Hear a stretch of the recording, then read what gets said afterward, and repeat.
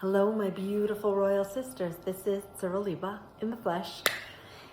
And today I would like to share with you something that I want to bring into action for Shabbos.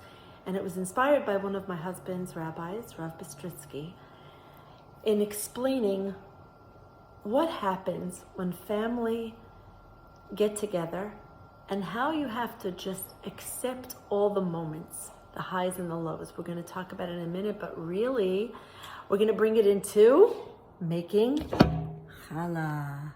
Why are we going to bring it into making challah? Because I realized, after having a beautiful Shabbos away with my children and my husband, that challah is life. And every week, the complexities and the mixtures of everything that happened to us wind up, braided up, into a day called Shabbos, where we get to process and accept and see Hashem's hand in everything.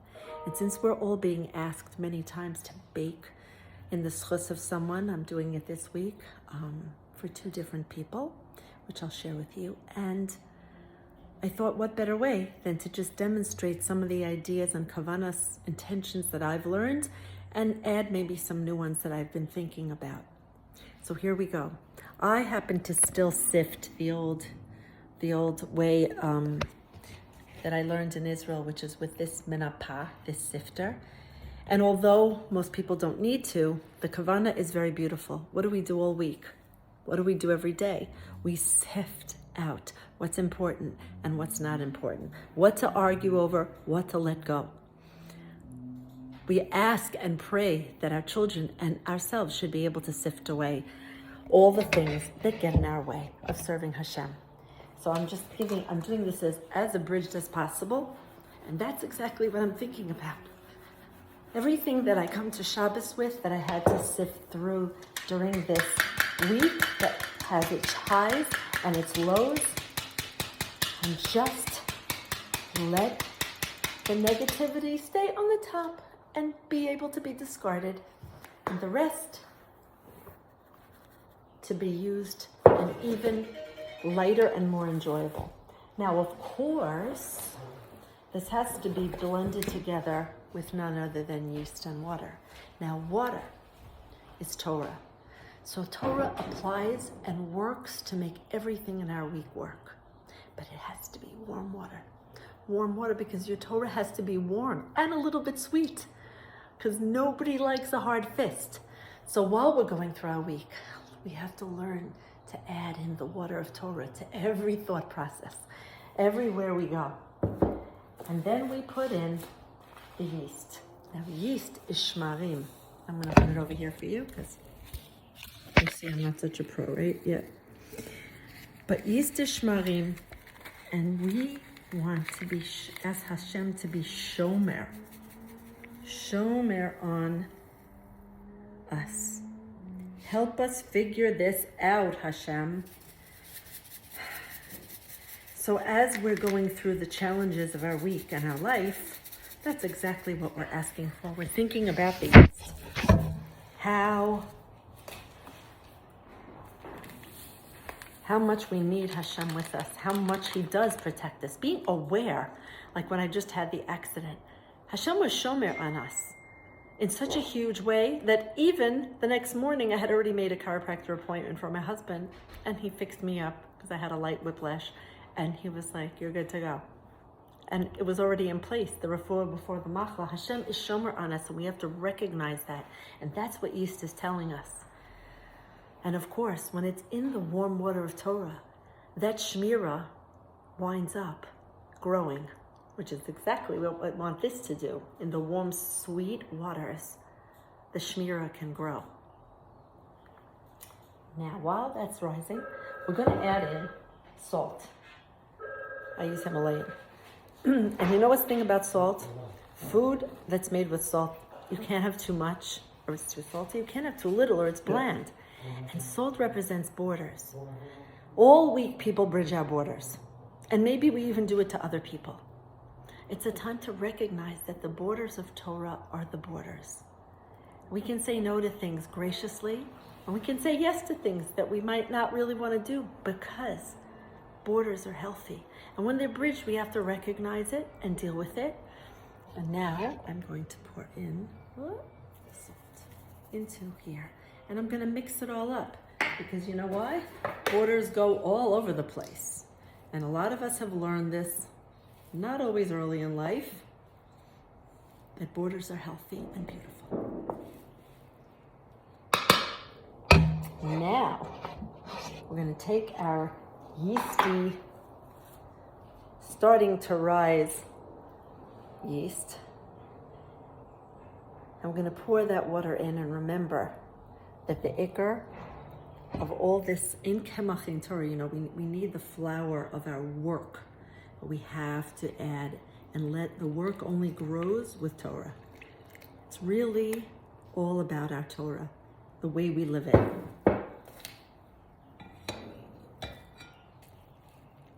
That's what it's all about.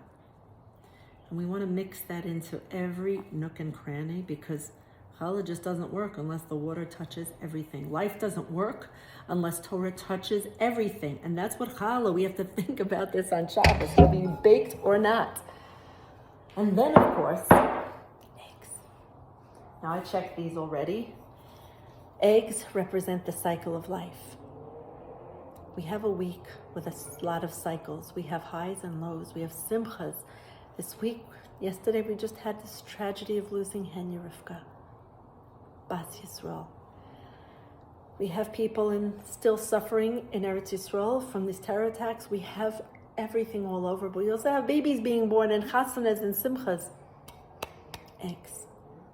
We have to know that it's all part, and we also still have to daven and ask to be up, have the ups in the cycle of life.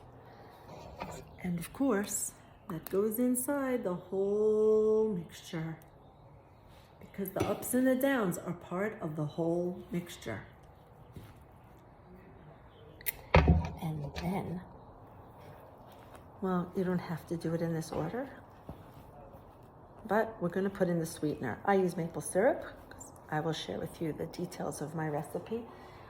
But any sweetener used, sugar, honey, anything, we always want to have our week sweetened. What's the biggest sweetener to our week? Emunah. Emunah and betachon sweeten everything because then we know it's all good. So wherever we're holding with whatever is going on in our life, we have to add. We have to add the sweetener. And we have to remember that once we are in the zone of betachon, emunah and betachon, that is what lets us get through our week, seeing and believing in the sweetness even when we don't see it. And also looking for the sweetness in each other. It's easy to find the salty stuff. It's easy to find the bad stuff. But you have to look for the sugar in everybody because we all are a piece of Hashem. And then when we mix that all up, which is hard for you to see. Let's see if I can adjust this. I'm not sure, but we'll try. How's that? Better. We're mixing it all together because that's what the week is. It's all mixed up together. It's all mixed up, the highs, the lows, and it's all connected with the word and. Not this happened, it was terrible, but, or this was good, but then that happened. And somebody taught me that years ago. But negates the good and just says this and that's what Rabbi Bistritzky shared. There's going to be hard things, there's going to be great things.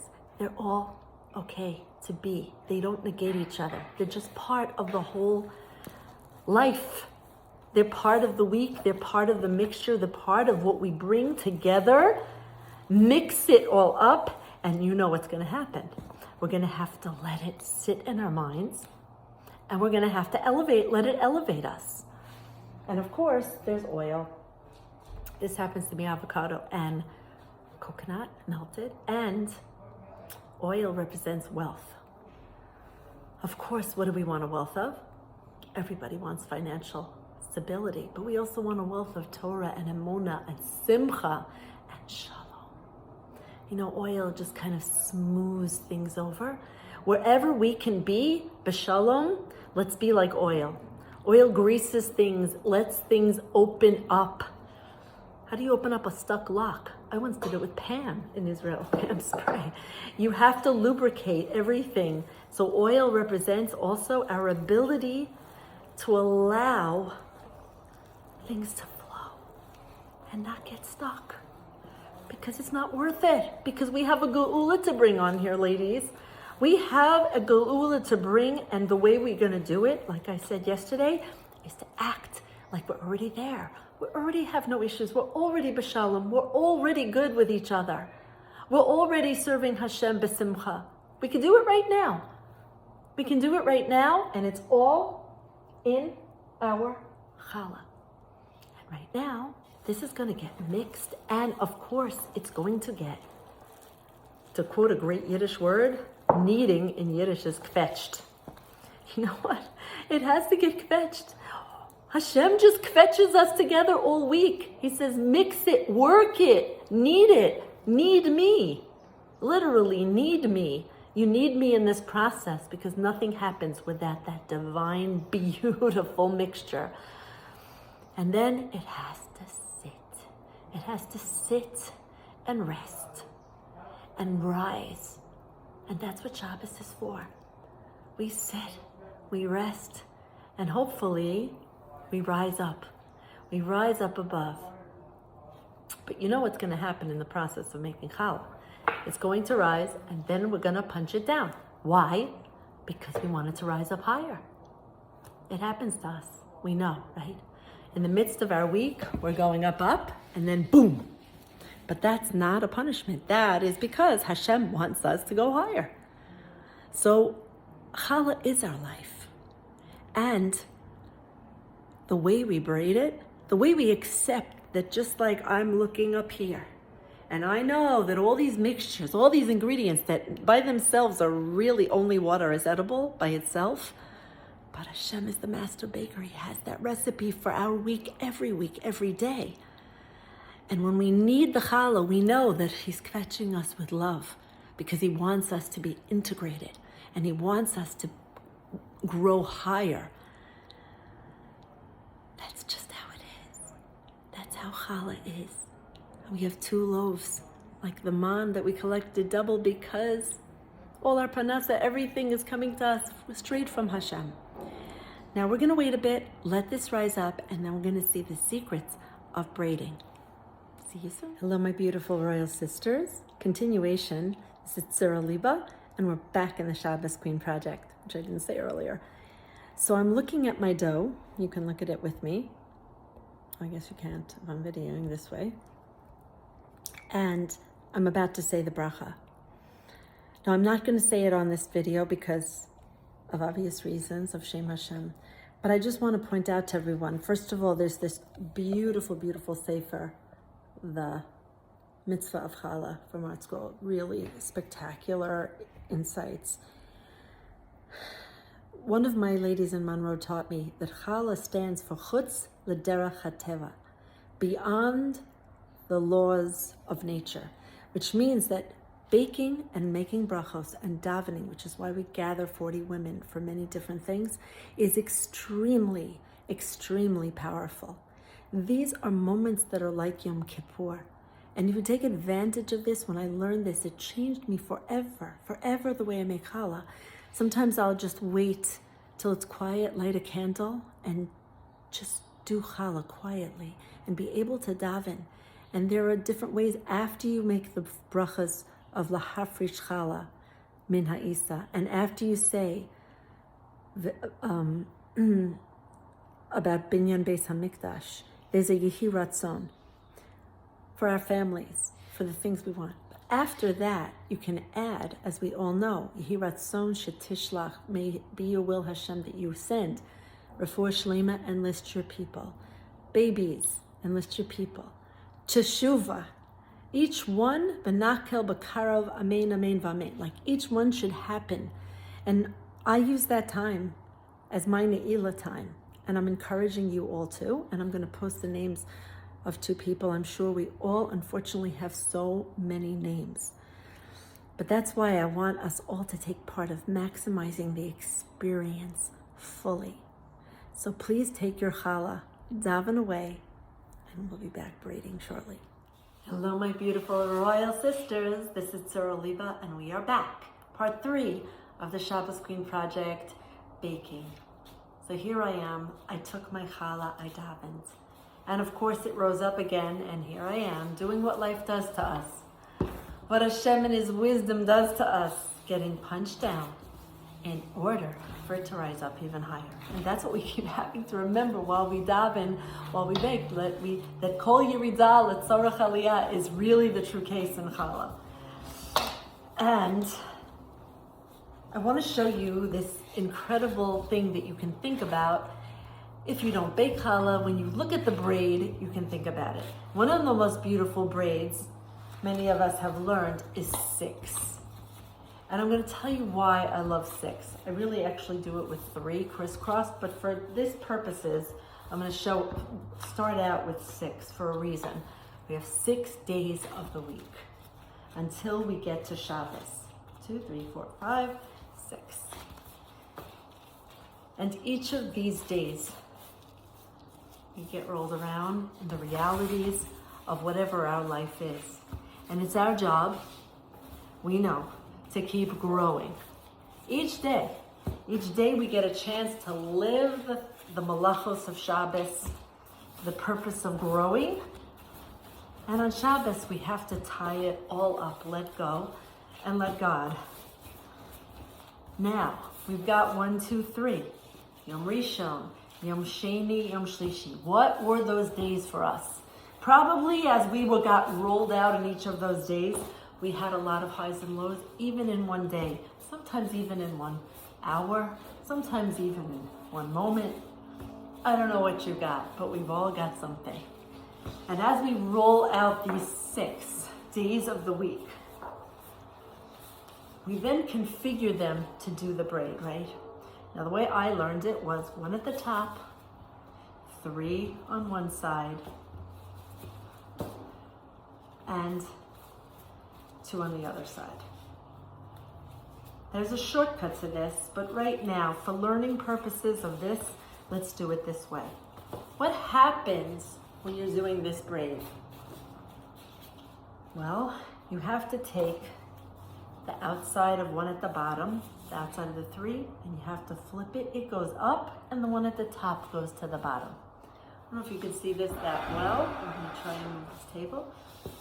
And then it happens again in reverse. Now the one that was at the top has to go to the bottom. And the one that was at the bottom goes to the top. And the one that at the bottom, and it keeps going. The bottom goes to the top goes to the bottom. That is the braid of the 6. And I have to tell you, the more I thought about it, I thought, this is what the week is. You go up, you go down. You go up, you go down. And guess what? At the end of the week, when you go into Shabbos, what we're supposed to do, I believe, is just to take it all and make it a beautiful braid. Make it an absolutely beautiful work of art that we came into Shabbos Kodesh with the braid of our week. And it's all tied together with love, with emunah, with bitachon, that Hashem wasn't just making random things happen. The ups and the downs all come together. They come together and they make a beautiful challah, and we let it rise up again. And when it's baked in some heat, maybe the heat of thought, maybe the heat of prayer, instead of the heat of pain, maybe the heat of tefillah, helps it all get absolutely delicious. So next time you're baking, maybe even this week, I hope you can use some of this and have an absolutely deliciously meaningful, beautiful braid for your Shabbos.